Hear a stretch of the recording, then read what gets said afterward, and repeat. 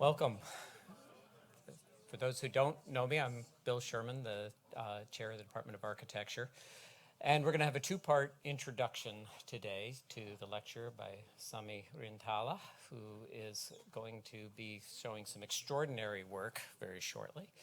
But first, I want to say a word about what brought them here, that Sami is here for a few weeks, and then Dagur Eggertsson, sorry, we're just talking about Ericsson. Dagur Eggertsson will be arriving, and they'll be overlapping doing a design-build studio. And together, they are taking on the Jaquelin T. Robertson Professorship, visiting Professorship. And so for those of you who haven't been around long enough to know who Jack Robertson was, I was just going to fill in a bit about why we have this professorship and why it's really important to the school. Jack Robertson was the dean of the school from 1980 to 1988. Prior to that, he had, back in the late 60s, early 70s, he had been, I'm going to get the exact title correct here, the founder of the New York City Urban Design Group and the director of the Mayor's Office for Midtown Planning and Development, and was also a city planning commissioner. This was in John Lindsay's administration in New York. And developed a role there that has actually been a model and enabled that office, as it evolved over the years, to play a very prominent role in the transformation of New York City. But in his role as an architect and an urban designer and an urban planner, he brought a really unique set of, and after that, I'll just back up in there, after that he had done quite a bit of work internationally. And when he came to the School of Architecture as dean in 1980, two major things happened, I think, that were part of that deanship. Number one, he brought a set of international relationships and made the school a hub that people were passing through on a very regular basis. In some ways, transformed both the reputation of the school and also shifted the focus in a way to taking on urban design, taking on the city as a core issue that the school would be dealing with. He hosted one of the most significant events in the 1980s with respect to architecture, which was an event called that was published as the Charlottesville Tapes. It was a gathering of many notable architects, many of whom you'd recognize almost all of the names in the room, who were sequestered in the rotunda for a couple of days and presented projects to each other, discussed the state of architecture, and published the work. And so it helped put Charlottesville on the architectural map in the 1980s and did a great deal to really connect the school internationally. And so it's appropriate that this legacy continue here at the school in the form of the endowed professorship, which continues to then bring notable people to the school. And it gives us an opportunity to share in their perspectives and their work. And so I'm going to turn the microphone over to Seth McDowell, who is teaching in the research studio with Sami, and provide a little bit of background as an introduction there, and then we will get on with the talk. So, welcome.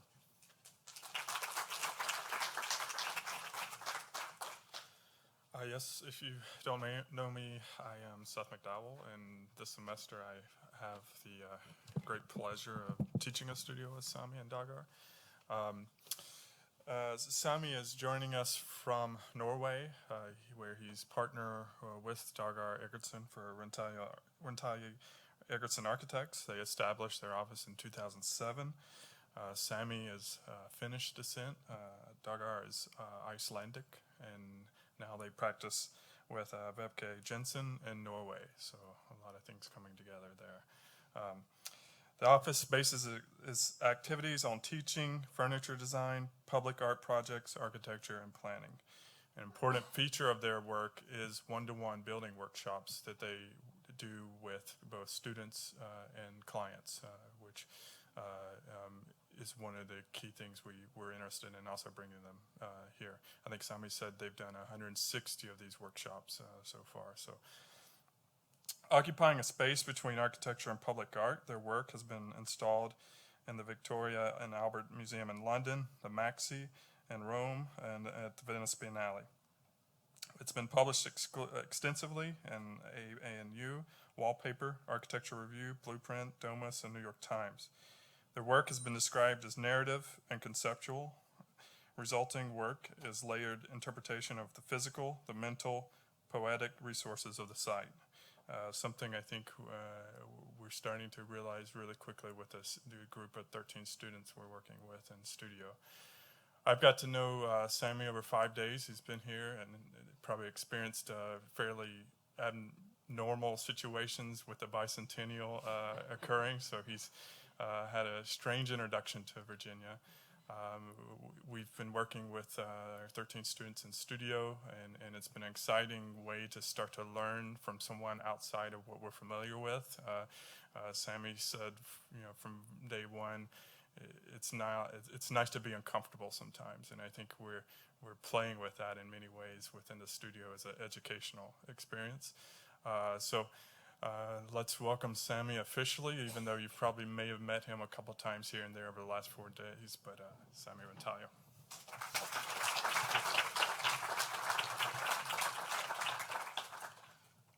The microphone works, I guess. Yeah.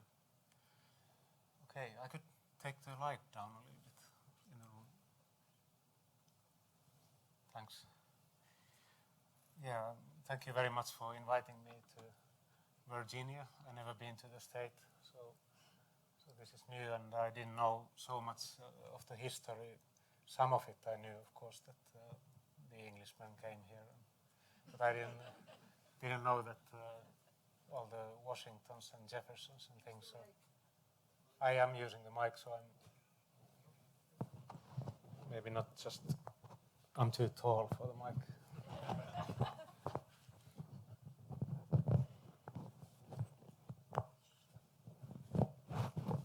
Does this work better? No.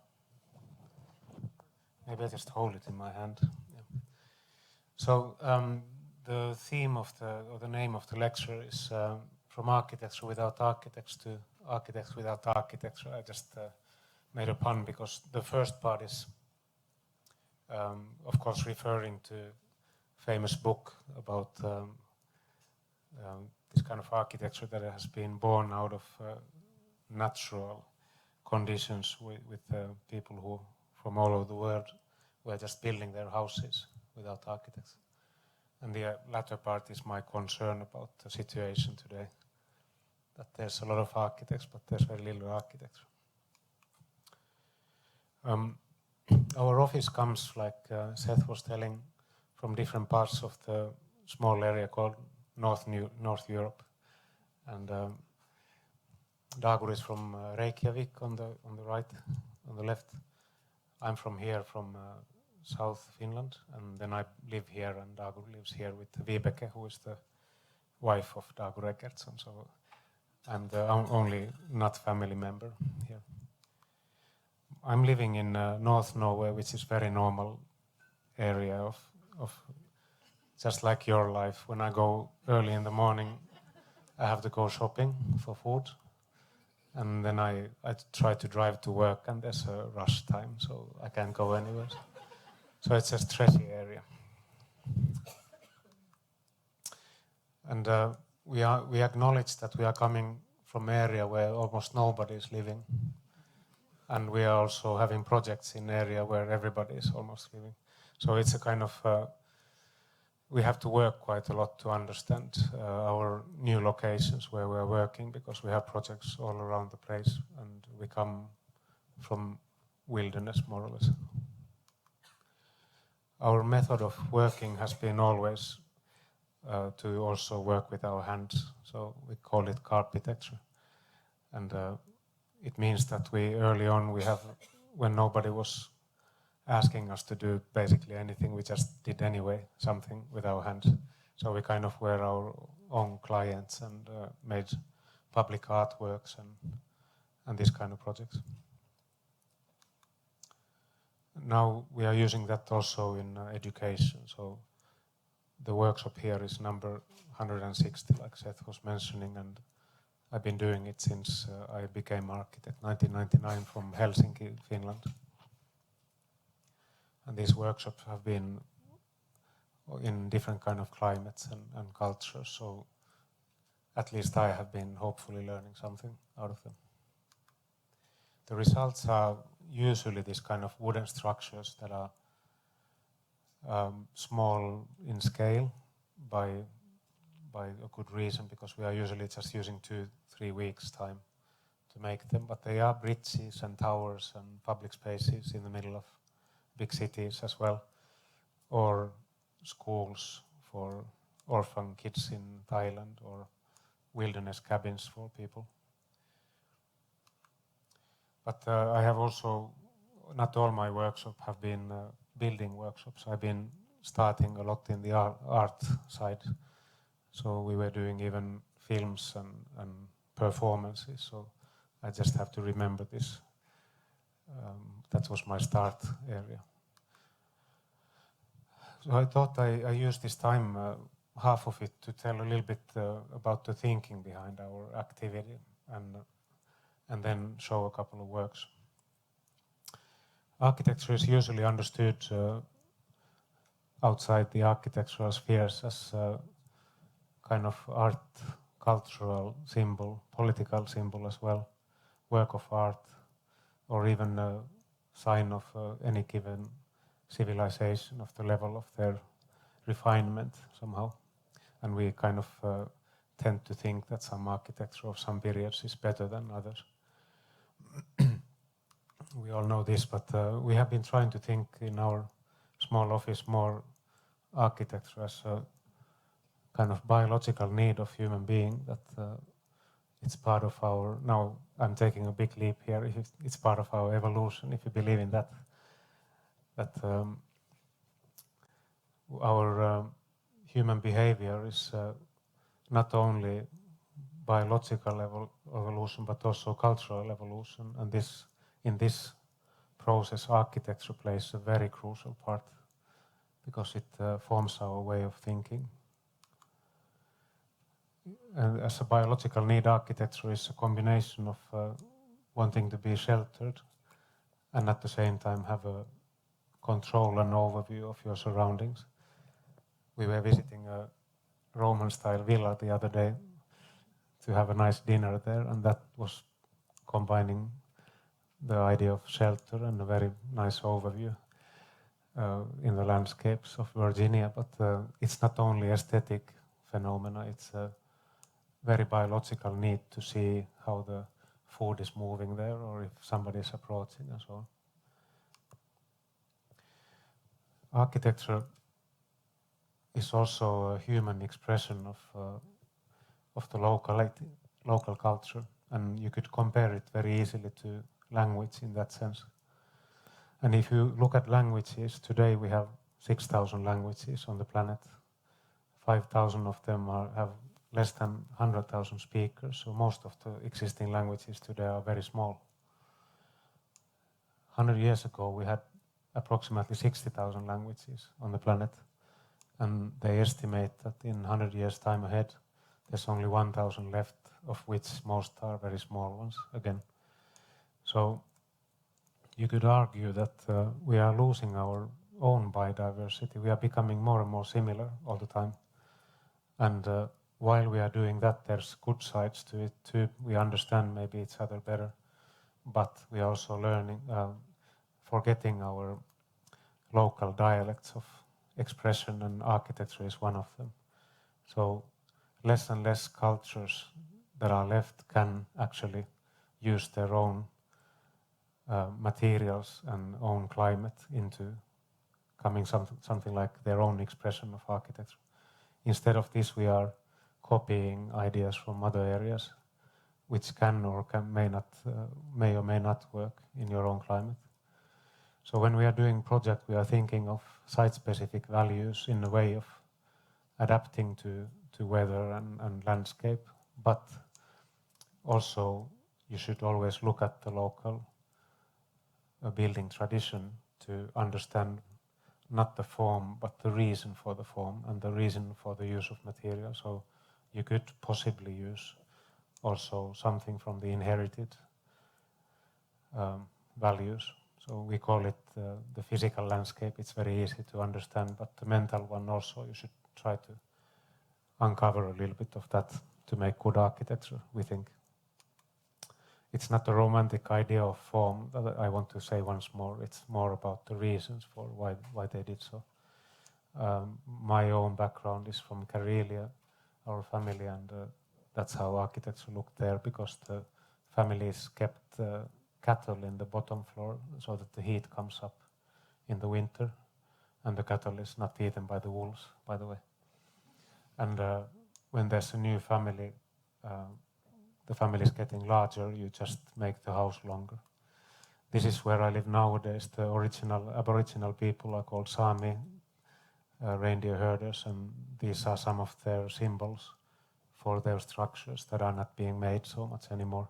Nobody can, but it's still interesting to look at them and think what they could mean for us today as an Arctic architecture.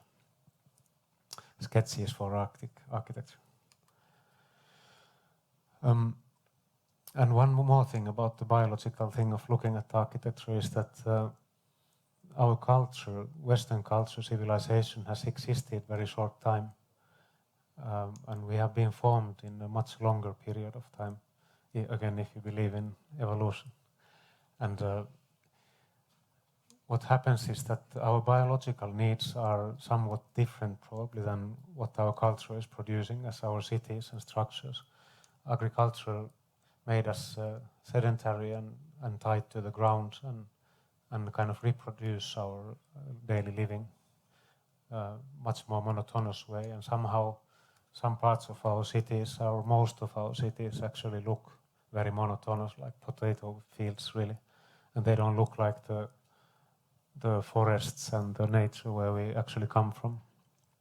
That's of course understandable, but is it good is an interesting discussion. At the same time, if you look at the general understanding of what's around us, we seem to think that the world, we have quite good control over the world and can just continue developing our technology onwards and conquer, give Latin names to all the species we live with. But we have to remember that science knows approximately 5% of the living creatures on the planet. And even the ones we know, we don't know everything about. So we just have names for them. Even in our own body weight, we have half of our body weight is bacteria we have no control over. So there's in a way two persons in us, one which we know and the other one we don't know. So half of our body weight could go away and it still would be you in a way. And not, of course, function in very long time. 15% of our brains is mapped for sure what it does there, and the 85% is doing something else, measuring something else, and thinking that that organ is the most energy consuming part of our body is not there for fun only to carry around. So thinking about art and architecture, I'm somehow thinking that that could be the area where we are trying to find expressions of for that 85% as well. So when we are trying to describe our architecture, it somehow escapes description. It has to be built because then you can understand it. That's the only way to understand architecture. And finally, if you look at the universe, the way we know it today, the science knows it. They say that, for instance, in this room, only 4% of this room is what we can see and feel, the so-called materia. The rest, 96% of something called black materia, which we have no idea of what it's doing here now. But most of the universe, we don't have any idea what it is. And that should give us a little bit more humble feelings about looking at our world still around us and think that there's a lot of unmapped stuff out there. Final remark on culture and nature is that, after all, if you look at very realistically, culture doesn't exist in a way because it is an agreement between people. while nature is everything that is existing around us. That's, I think, is a good description of nature and culture. And we, of course, have to, as architects, we are working with both, but I would like to kind of say that maybe it's more interesting to work with what is existing, available, than what is just hypothetical ideas made by human beings. So this is a big leap from architecture that's been done so far and architecture that should be done in the future, I think, to make it a bit simplification, big simplification. But the good news is that human effect on nature is not at all so bad always. There's a study, for instance, that when you have two biotopes, meadow and forest, they have a biodiversity which is something. But when you make a net, so comes a human being and makes a clearing there, suddenly on the edge of the clearing there's much more biodiversity. So our gardening of nature is can be essentially a really good thing, and I think architecture comes around here as well. So we don't need to think nature as a museum. We can work with it if we know what we are doing. And more, somehow I feel that what we've been doing with our architecture is some kind of creation of the simplification of things and excluding phenomena is creating a kind of a desert landscape, like what we can see in the airfields and shopping malls. It gives us control, but it's a kind of false control, really. While you can look at other kind of ecosystems that are much more pluralistic, that are including all kind of forms of life, and in that sense relate to the topic we have here, tolerance. They are much more tolerant for different kind of phenomena. It could be interesting to think what kind of architecture that could produce today. So instead of excluding things, you could try to make a collage out of them. And there's so many different kind of possibilities out there. Our way of producing our houses and cities is so very narrow. There's luckily many artists that are trying to find out other kind of dreamy landscapes that are totally untried, like Alexander Brodsky, a Russian architect and artist who has fantastic drawings about possible cities. You must have read Italo Calvino's Invisible Cities as well, as a literature study of that. And there's every once in a while pops up some very interesting architecture that kind of shows possibilities, how things could be done with earth or whatever. This is my friend who has built his house spiral form, and it actually functions very well too.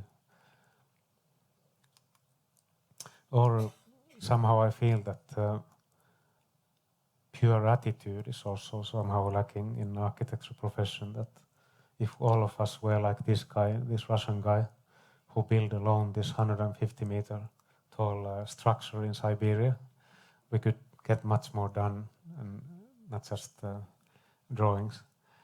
But he's now in jail, so I don't say that we should all... He didn't have any permission for this building, and so it's not exactly what I'm asking the students to do, but somehow to try out things and see how they work.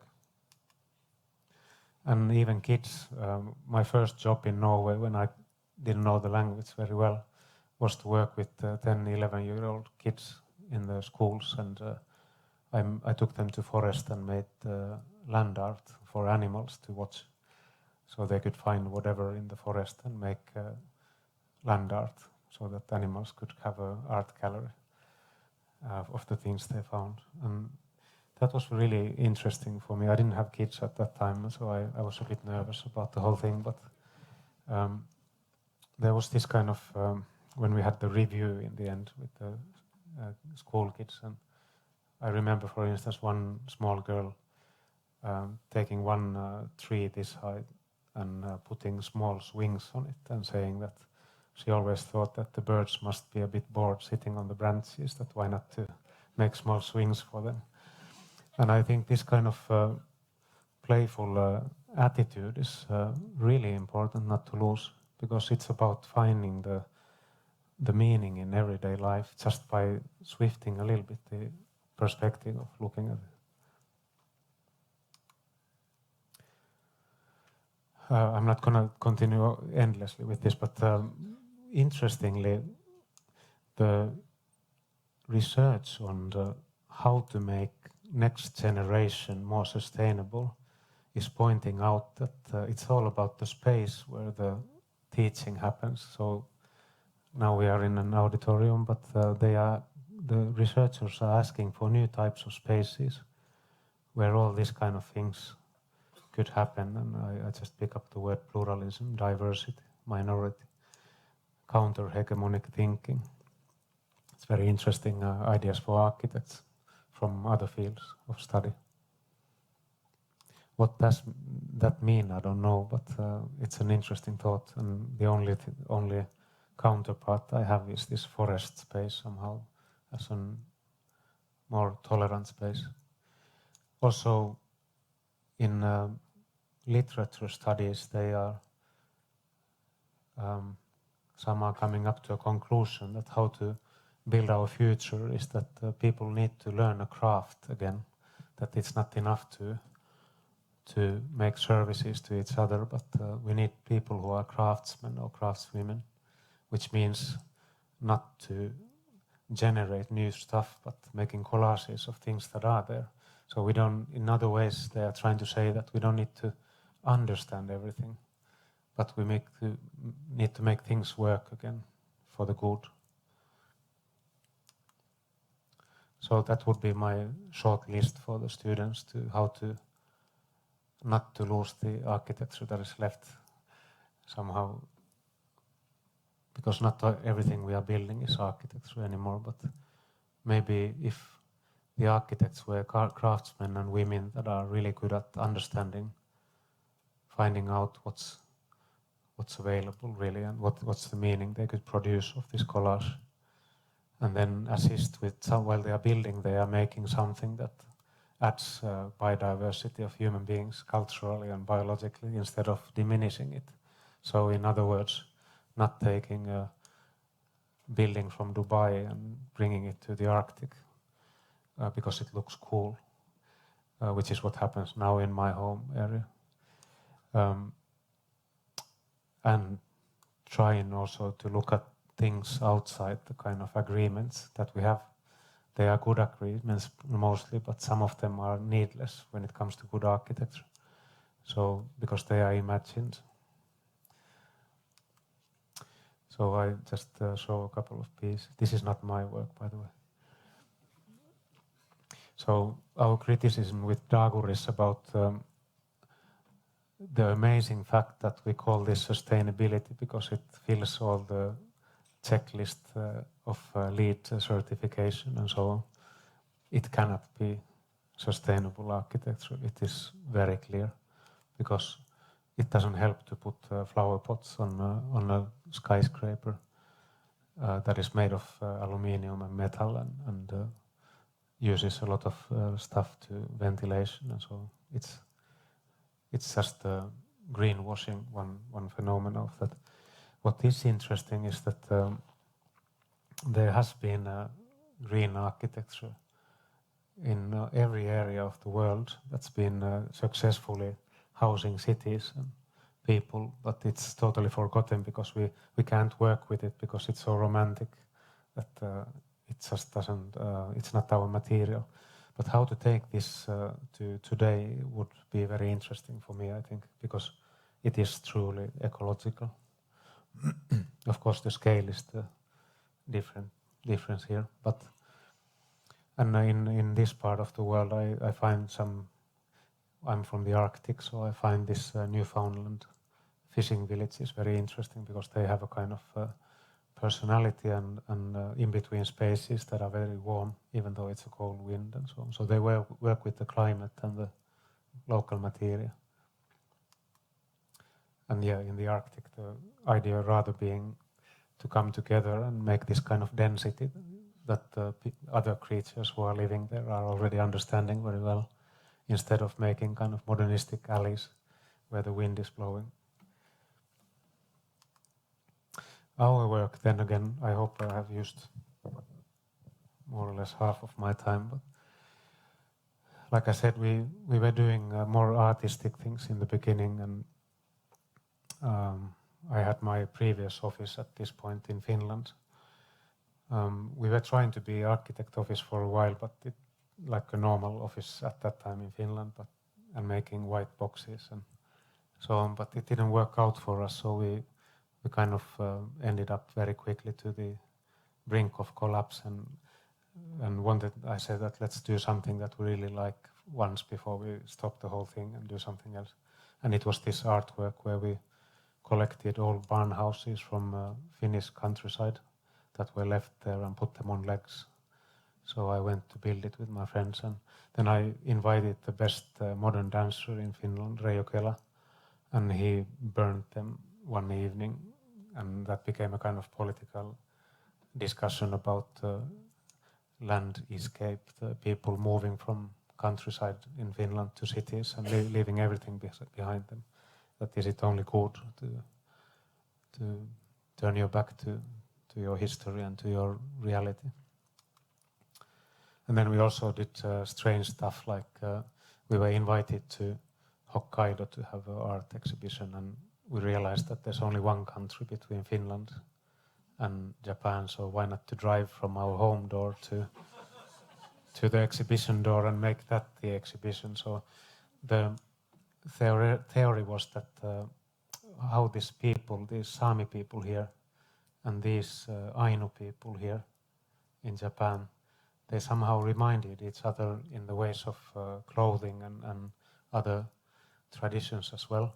So we wanted to see what kind of people are living in this climate belt, because it actually, even though this is in the height of Paris, here it's because of Gulf Stream and the cold stream. Here we are on the same climate belt. So what we did was to have a car and then drive 24 days.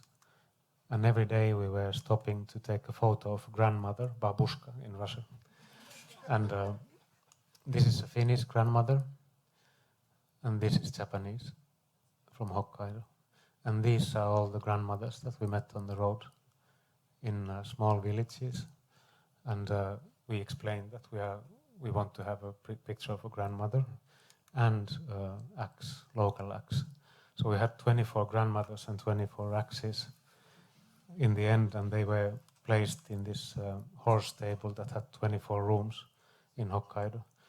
And then we taped also the local radio station every day for the local language and music and so on. Sorry about the mic. But yeah, so this was a very kind of art brut exhibition about the Eurasian continent, in fact. Maybe I try this other microphone. Yeah.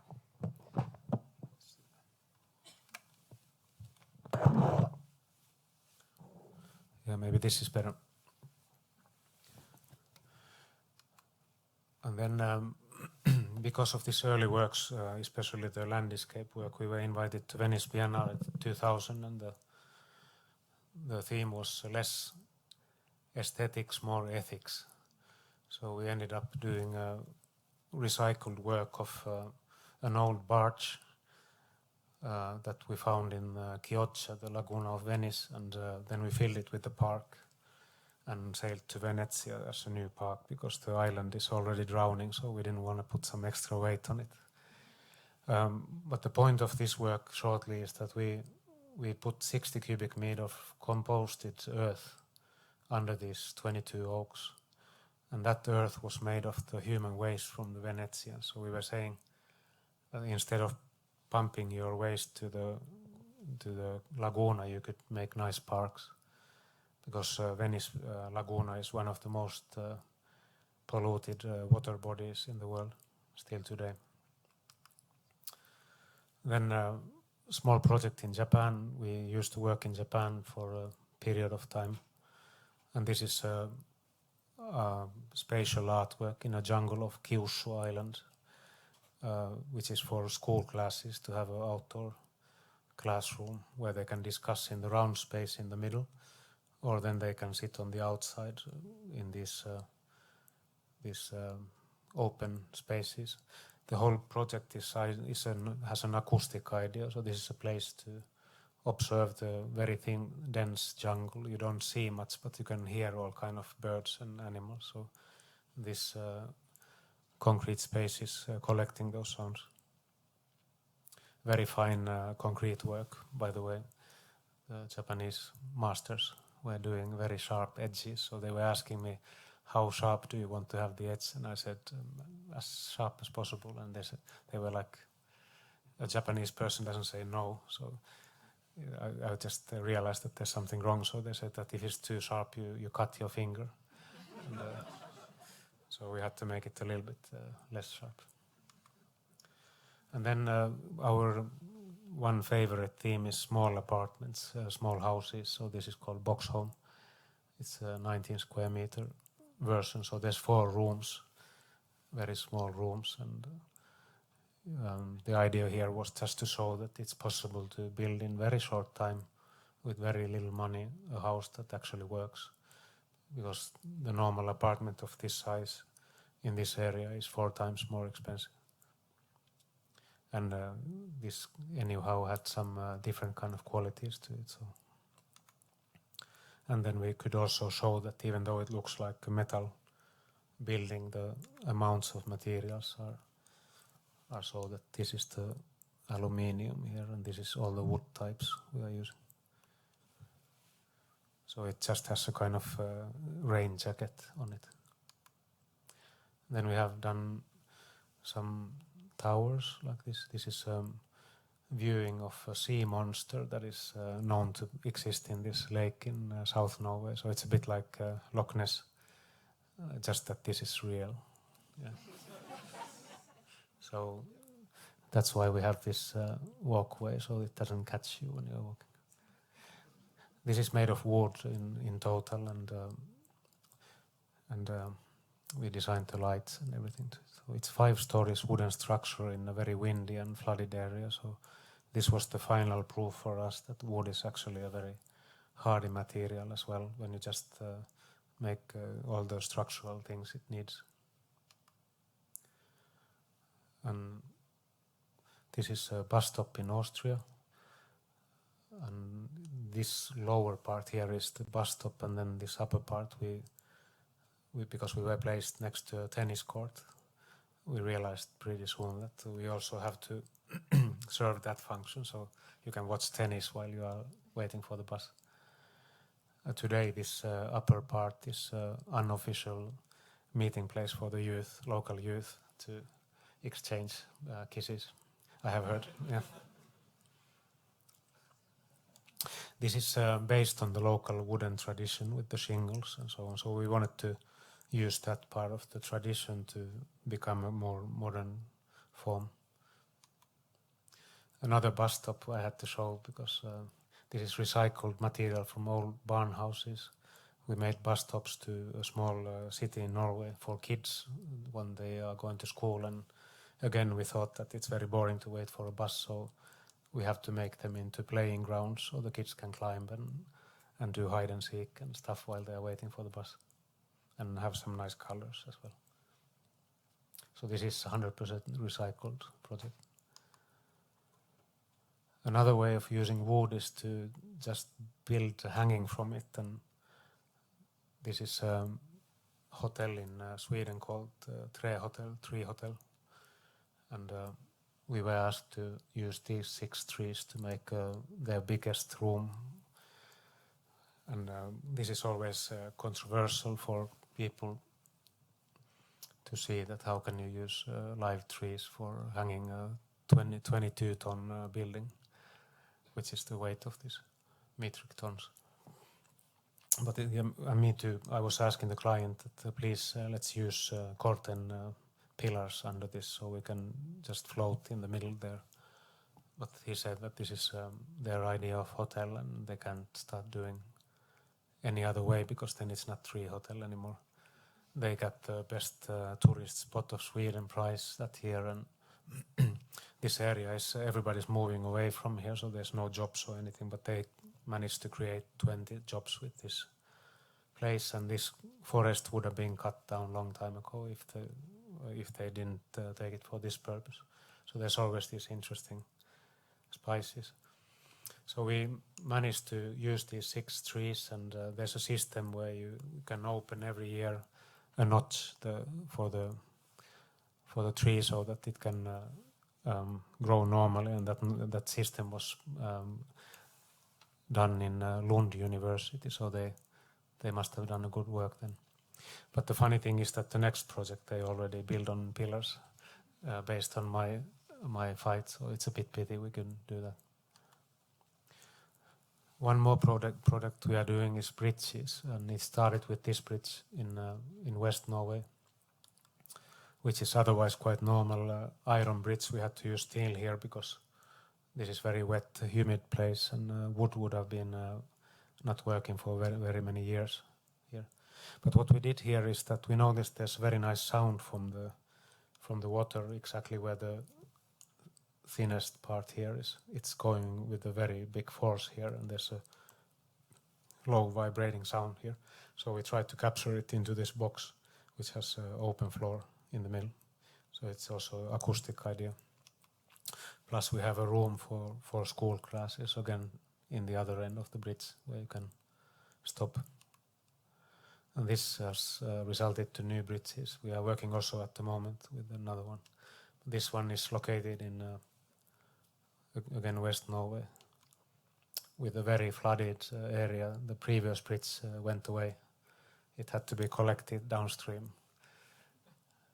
What was left was 2 concrete spots here, so we had to use them, and the idea became that instead of making just a straight bridge, we also create 2 small pavilions where you can, it's quite long stretch, so it's nice to have a stop there and have a look at the surrounding landscape. So, and to soften that steel look, we used a lot of wood for the interior in a way, so it's a kind of wooden bridge in the inside with light system and everything. And this is what you, when you stop on the small pavilions, you can have a view on the kitschy Norwegian landscape. And this is how it looks in the landscape. Another new project that was ready this year was a writer's cabin in Switzerland. This building was existing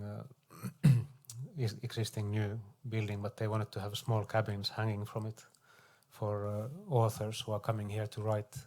It's a foundation for writers, novelists.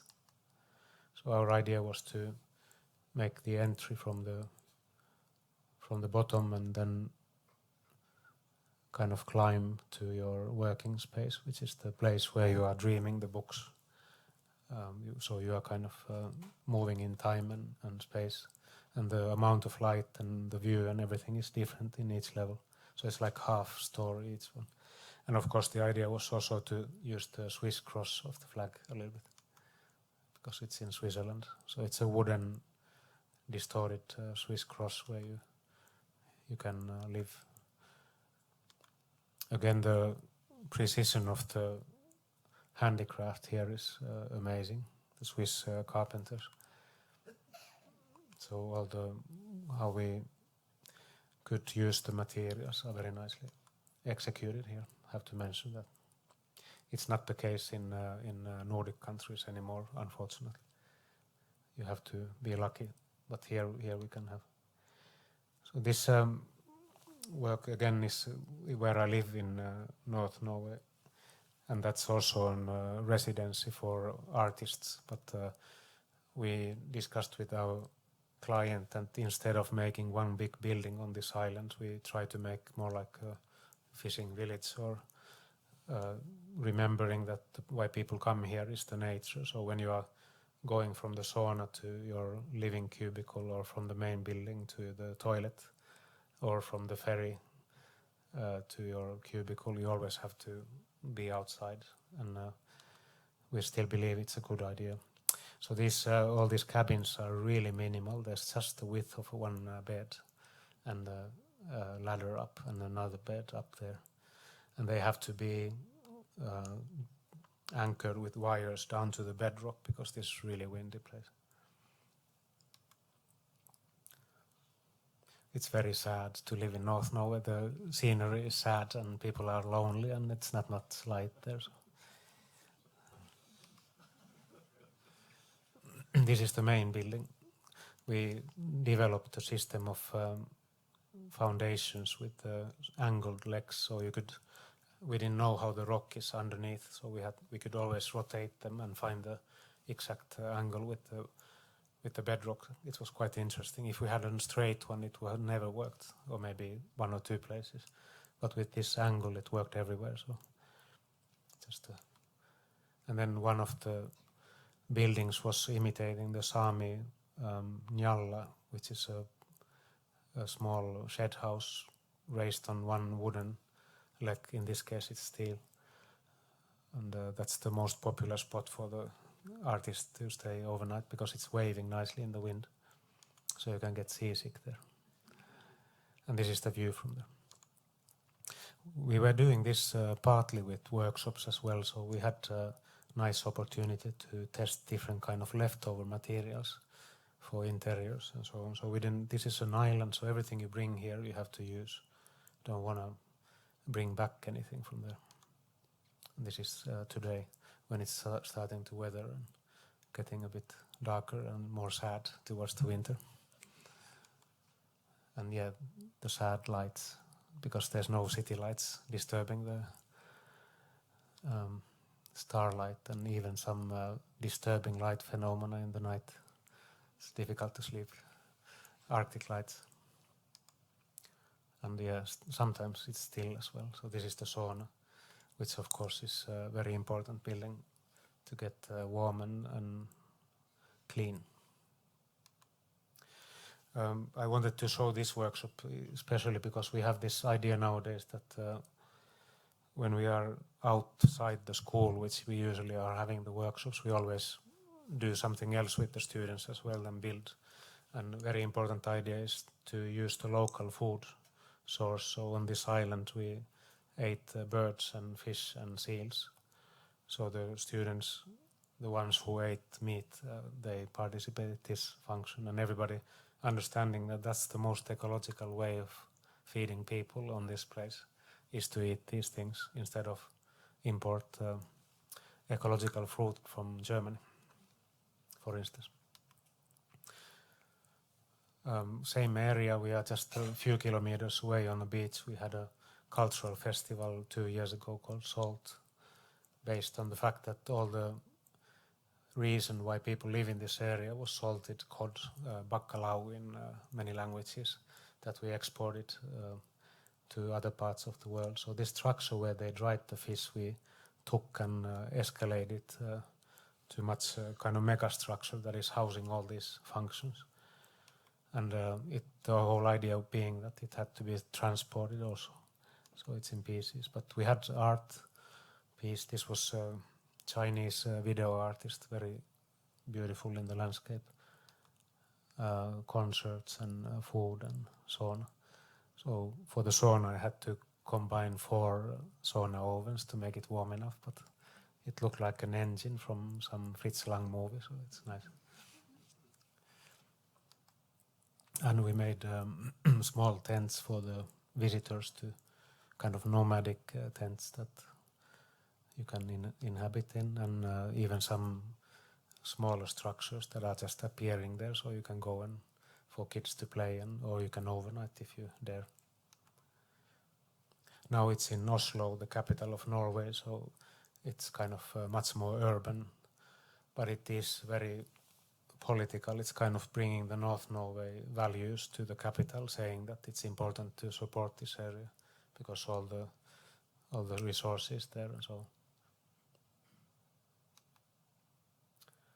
And in our hometown we have been working very long time with a big boat museum, housing especially one big ship from the 1880s that look like this, but it's in a bad shape today. This is the one that transported the salted fish downwards to Europe. This type of fish, and there's only one left.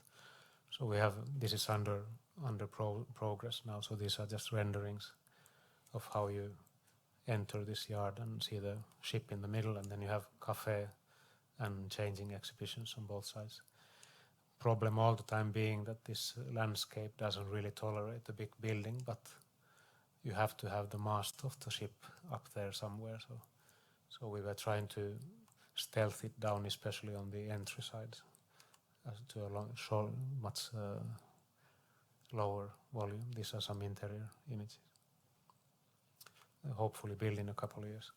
Then finally, just to show how we combine this building workshop method to our work, we have a project in India, in Raipur, which is in Chhattisgarh state, north, and our client Charu Modi is running private universities there, especially for women, and agricultural universities.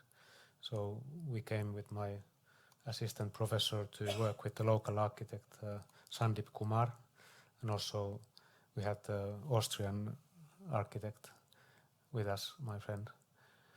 So they asked us to make a wooden pavilion for the students on this new university.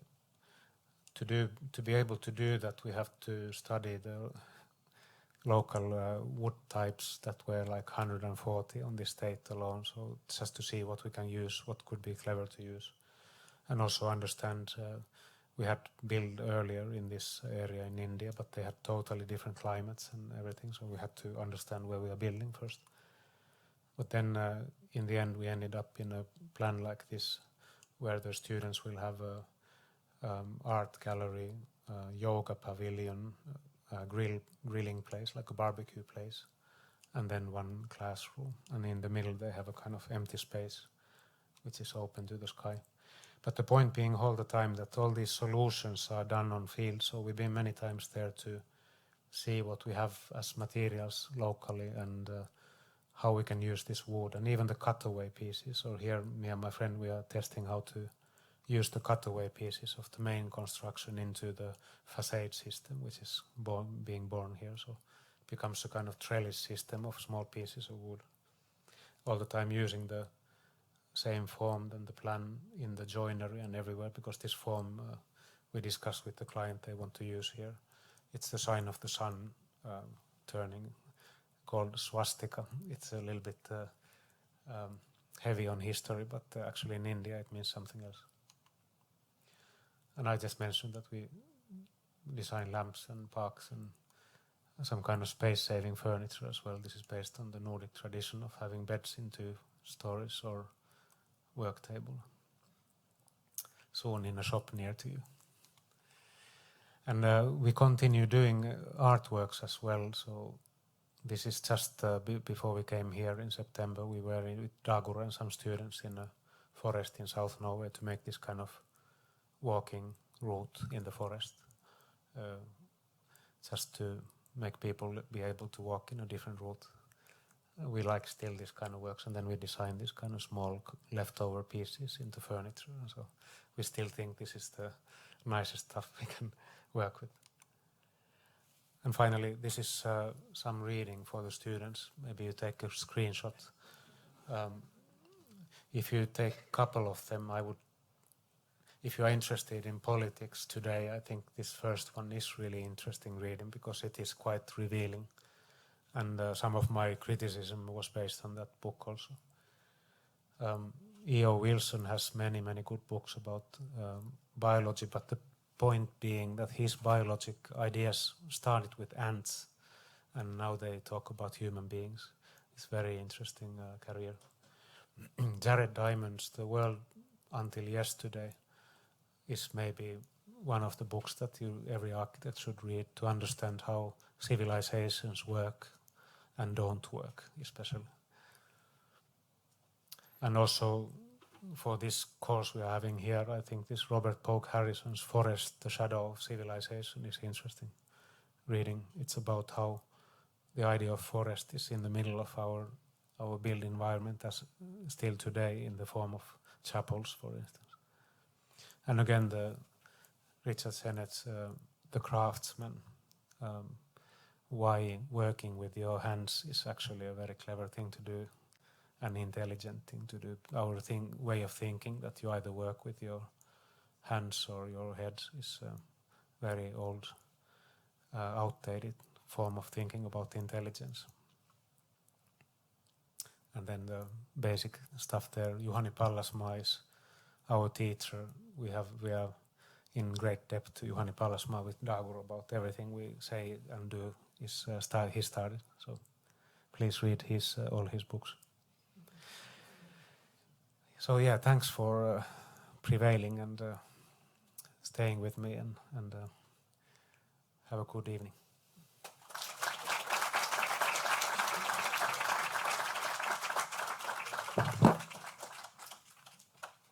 We'd be willing to take some questions. Yeah, sure.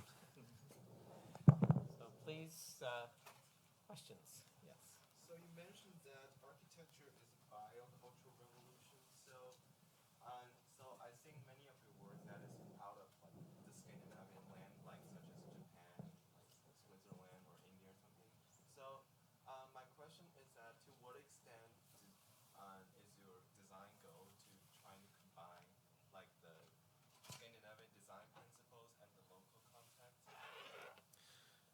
Yeah, of course, it's that's a good question, but like I was trying to say about this visible landscape, the physical landscape and the mental landscape, and the nature and the culture. And trying to say that maybe the things that are there are more important than the things that are invented there. Although they both are important. I would say that there's no 2 points that are similar on the planet Earth. So every time you build a new building, it's always a different task. So because always things vary. And if you don't believe in this, then who needs an architect anyway? Because then you can just copy the same idea everywhere. So I feel that architects should be kind of making tailor-made buildings on each spot, no matter which culture or climate it is. But you should try to, of course, create the craftsmanship, the tools to understand these things, the meaning and the material and the meaning that is there, and then combine them. So that's your material. Of course, you make personal choices. You can't avoid that. But I think it's very interesting to think that no matter where it is, it's as difficult task to understand it. You shouldn't take it for granted because it's next door to you where you live. But it's as difficult as in Japan because I don't know where I should build. I can say it the other way around. I'm from South Finland, but my family comes from Karelia, which is now in Russia. And my grandmother comes from Kyrgyzia, which is somewhere far east.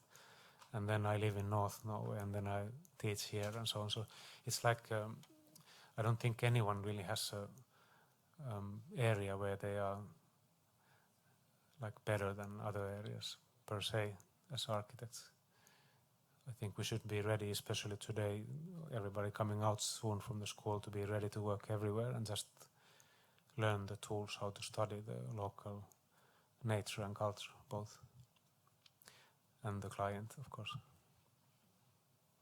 I don't know if I answered your question, but that's what I had in mind.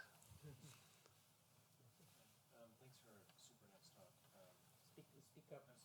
Yell at him even though you're so close. So Thank you for a super nice talk. I'm just curious, in the title of your talk, Architecture Without Architects and Architects Without Architecture or version, can you, in terms of your work and how you're approaching your work, can you, and maybe I should have filling in the blanks, can you articulate or that title in terms of how you're operating? Is there something, because they are buildings designed and carefully thought through in terms of process, in terms of representation.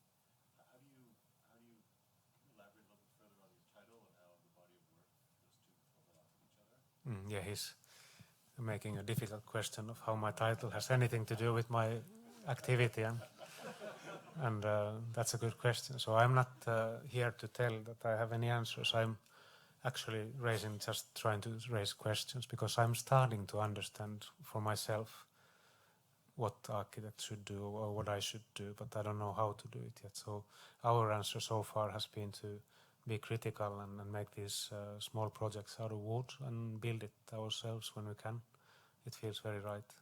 But of course, how much it changes the world is another question. But every time we've been trying to work with bigger clients and bigger projects, we have been unfortunately pushed out because of our critical attitudes and so on. But it's a good position to have. I think we will at some point get those two. So that's my a bit ironic and childish remark about architects without architecture. So we feel that we are architects, but we don't have a chance to make architecture somehow. But of course we do. So everything is fine, and I'm okay.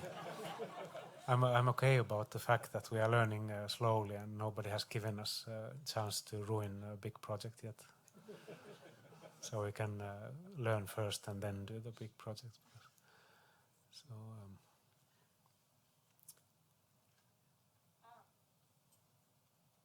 So we came as outsiders today. We're not part of the UVA campus or school system for architects. We do come from a rural place that has a lot of very playful, under the radar, non-architectural approved building. Often by owners, occupants, often by women, often by craftsmen, who don't really have a conversation going on with architects. And yet some of the points that you made earlier, which I thought were really beautiful, were like, how do we create spaces in which people have space for marginalized voices to enter, or for lower income voices to enter, or for the playfulness that is available when you're dealing with reclaimed materials or with low budgets. That intersection is where I often find a lot of those values showing up. But those communities, I think, we don't necessarily know how to be in conversation with architects because there's the economic and the cultural divide. So what does opening that conversation look like? How do we? Well, I think the workshops we are doing with students is one very good tool. It's a win-win situation, because the students, what they need is to go out of the school and make real projects as soon as possible. And that's usually our clients look like that they have a site and they want something to happen there, and it's usually something we try to achieve is a public building that everybody can use. So it's a very nice project, and the client then gets a low budget building, which usually is very well thought and uses the material, recycled material, like we are using here with the students. We are not building yet because we are still debating.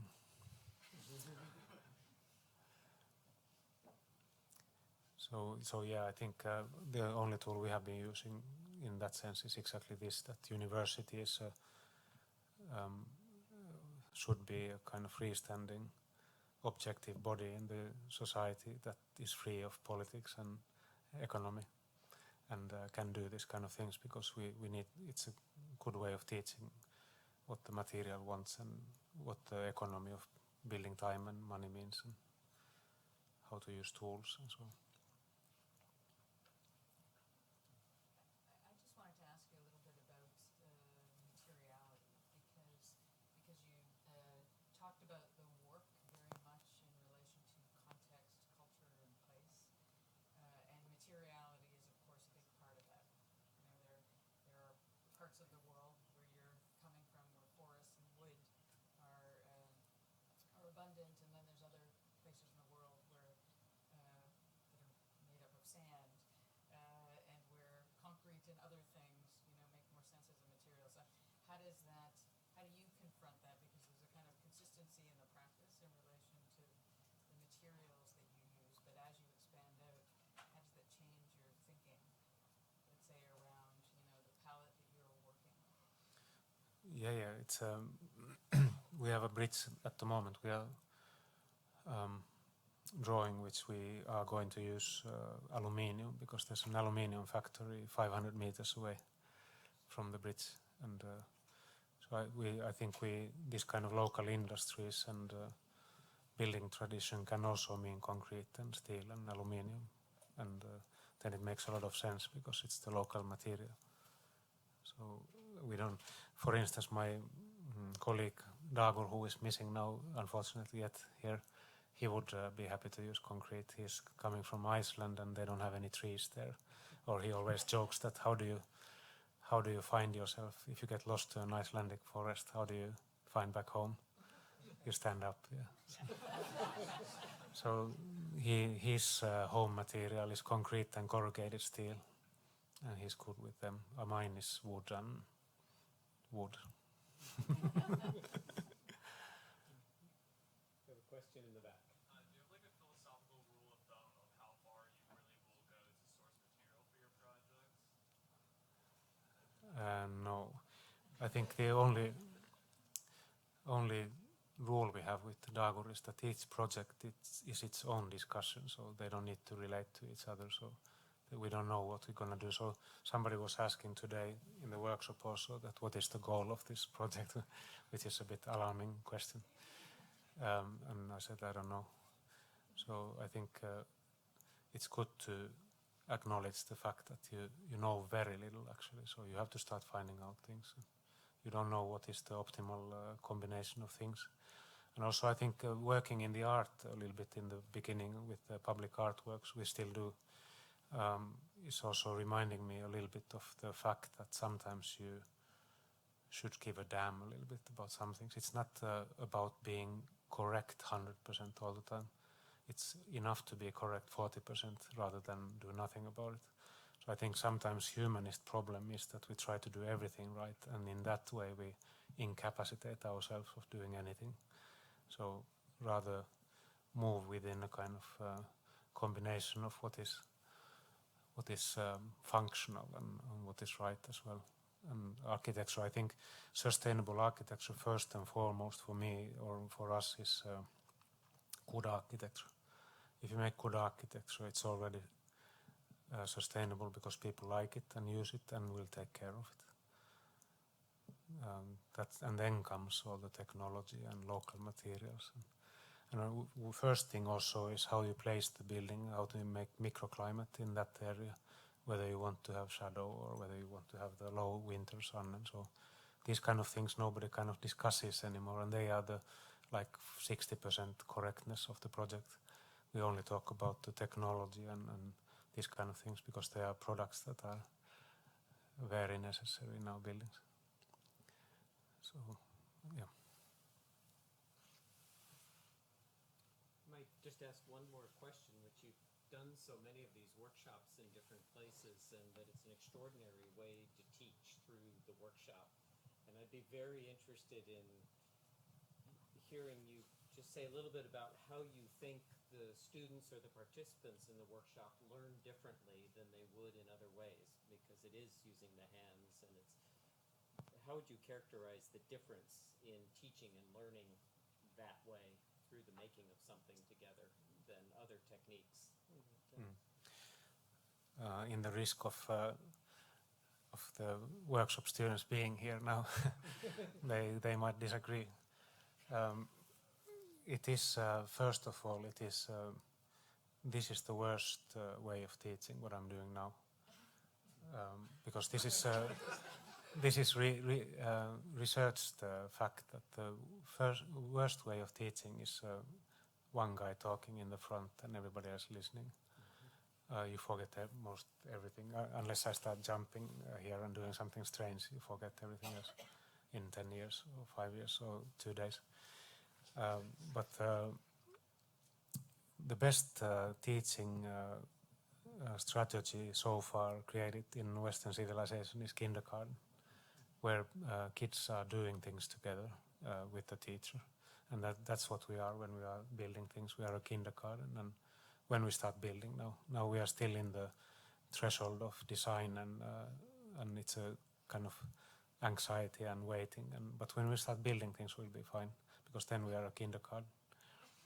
and then we learn quickly. And you mentioned already that you can learn how to build and the materials and tools and everything, but actually it is also about taking responsibility of your own product. So it's designed by the students, it's built by them, and after that you have foolproof architecture that you can't explain before you have built it. And that's the only way to really learn architecture, is to build it and experience it and learn for the next project. So I think every student should not have one workshop but 5, every year 1, so they have enough time to experience the previous one and make it better. When they come out, they are pretty good architects. The last question? If not, thank you so much. Thank you.